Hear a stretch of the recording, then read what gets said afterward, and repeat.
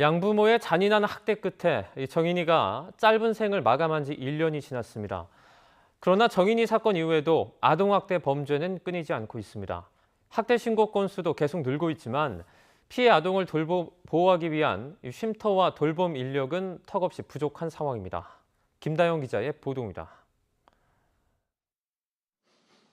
지난 2월 경기도 용인에서는 10살 여아가 이모 부부에게 여러 차례 맞고 물고문을 당한 끝에 숨졌습니다. 넉 달쯤 뒤 인천에서는 5살 남아가 반복적 학대로 뇌출혈에 빠졌습니다. 모두 아이가 울거나 말을 듣지 않는다는 게 이유였습니다. 혐의 인정하시나요? 네, 인정합니다. 아이 현재 지금 의식 못 찾고 있는데 하고 싶으신 말씀 있으세요? 죄송합니다. 지난해 학대로 숨진 아동은 정인이를 포함해 모두 43명.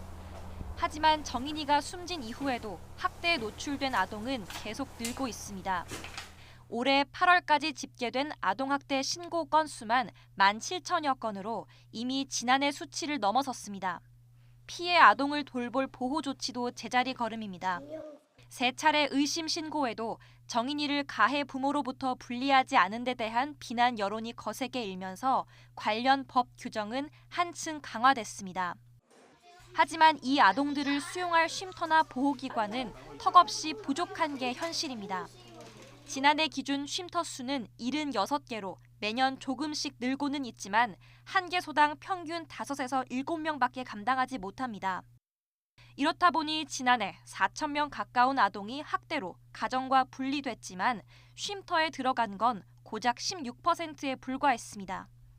향후 아동보호 전문기관 1개소당 남녀 성별 고려해서 2개 정도씩 쉼터를 확대하는 방향으로 계속 나아가면 될 것 같고요.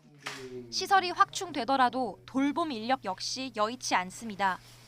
미국의 경우 아동 전문 상담원 1명이 평균 15건을 다루지만 우리나라는 5배 이상 많은 76건을 떠맡는다는 조사 결과도 있습니다.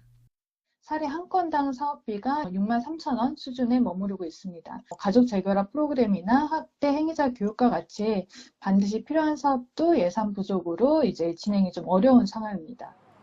정인이가 하늘로 떠난 뒤 아동학대 살해죄가 신설되는 등 학대를 더욱 무거운 범죄로 여기는 유의미한 움직임도 있었습니다. 하지만 공론화조차 되지 않은 학대 피해 아동 추정 규모는 여전히 수만 명 수준.